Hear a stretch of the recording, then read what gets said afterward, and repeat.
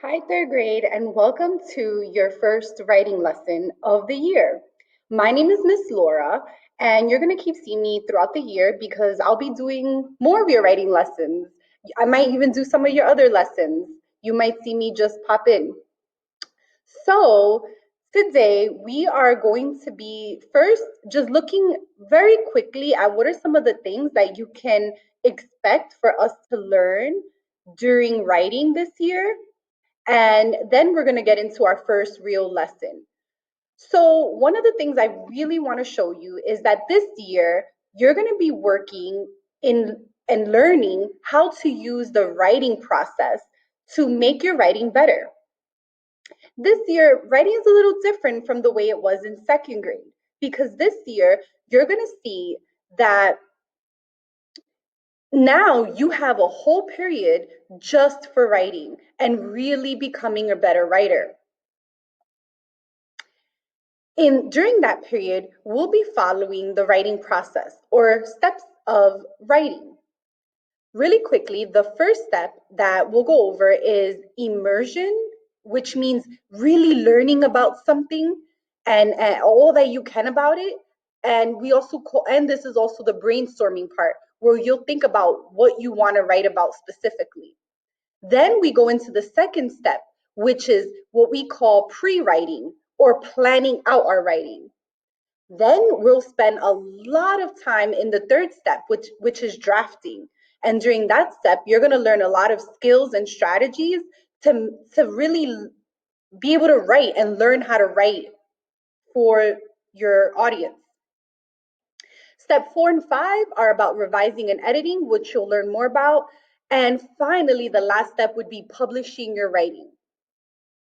So you'll keep seeing this chart. I'll keep putting it up through our lessons and letting you know where we are in the writing process. We're also going to be doing 3 types of writing this year in third grade. Writing is awesome, so you can see that right there. The 3 types of writing that we will be doing is number 1, informational writing, which is writing to give real facts and details about a topic. Narrative writing, which is writing stories that are descriptive and follow an order: first, second, last, first, next, last. And finally, we're also going to be doing opinion or argument writing, which is a writing that gives an opinion and then you use reasons and evidence to support that opinion. For our first unit, we'll be working on informational writing, the first one. Okay?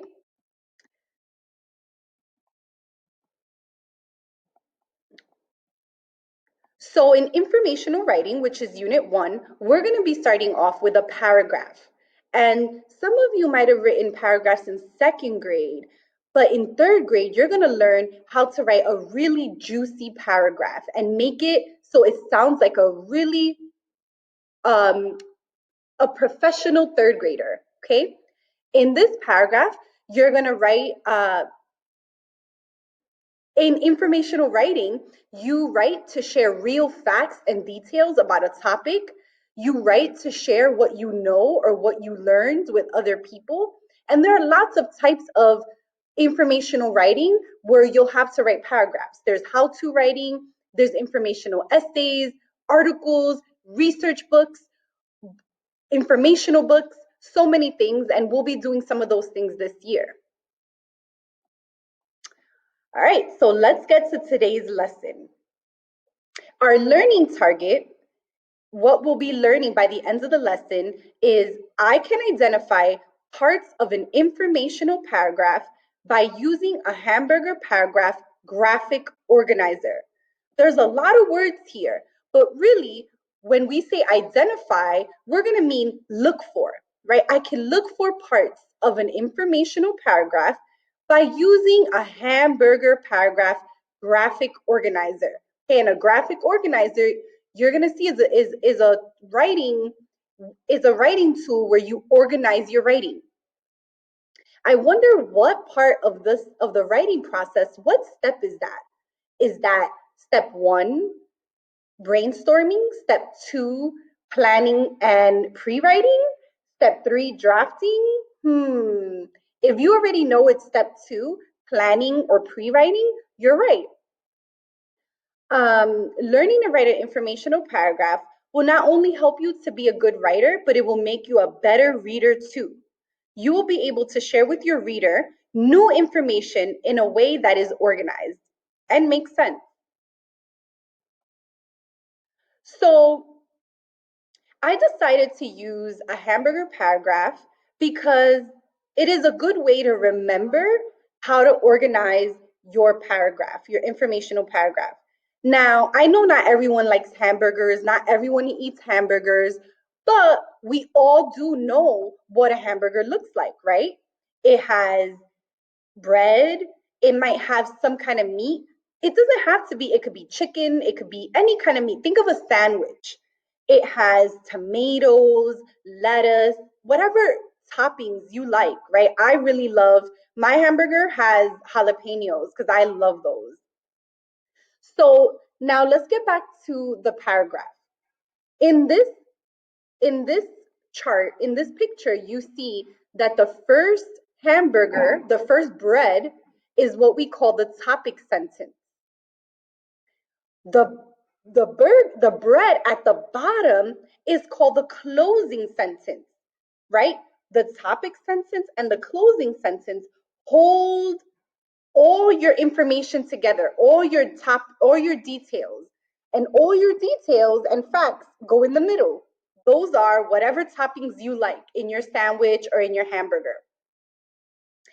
So let's keep going. I want to actually show you an example of a paragraph and how it has these parts. This informational paragraph is all about school. So let's read it together and let's see if we can find the parts of the paragraph. School is a place where you can learn about a variety of subjects. It prepares students for life as an adult. For example, it gives students the skills needed for university, college, or the workplace. However, that's not all. School also teaches people how to be socially interactive as an essential life skill in the 21st century. Finally, by teaching people about important topics like history, school also teaches us how to think for ourselves.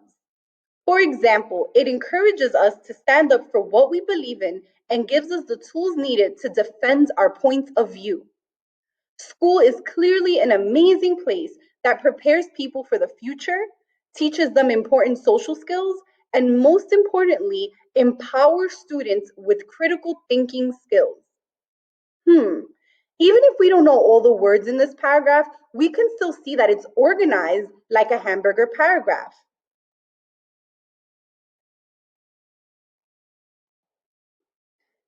Here goes our topic sentence, right? It's what the whole paragraph is going to be about.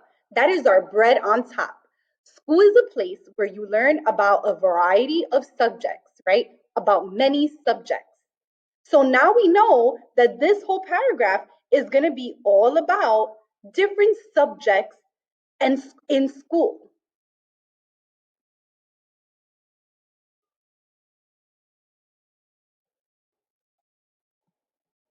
So we know that all the topics are going to be about school and the subjects and how it and what you learn.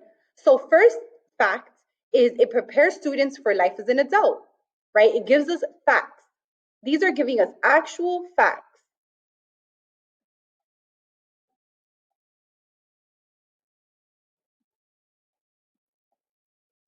Let's wait while we go to the next one. The second one is another detail, right? It teaches people how to socially interact. And it tells us some of the subjects, history and thinking for ourselves. What do you guys think is going to be that last sentence there in this paragraph? What do we call that last sentence? Go ahead and think to yourself. If you said the closing sentence, you are correct, right? It's not going to give us new details, but it's going to put everything together that we just learned. School is clearly an amazing place that prepares people for the future, teaches them important social skills, and most importantly, empowers students with critical thinking skills, right? It just summed up everything that that paragraph said. So now we have a nice organized paragraph.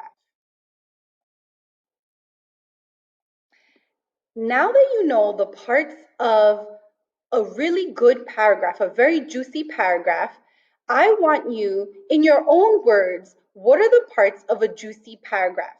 Make sure to state what comes first, second, next, and last. You can use, you go ahead on Otis right there, and in your own words, just tell me what are the parts of a paragraph. You can write it, you can also speak it into your microphone, or you can draw it. So go ahead and complete that assignment when you're done, and then come back to the video. Okay, if you just did the little part that I just told you to do to tell me the parts of a graphic organizer, of a hamburger paragraph in Otis, now I want you to go ahead and complete the independent work there as well. There are directions there for you. And remember, if you have any questions, you can ask either your classroom teacher if you're in school, or if you're remote, you can ask your remote writing teacher. Okay? Have a great day.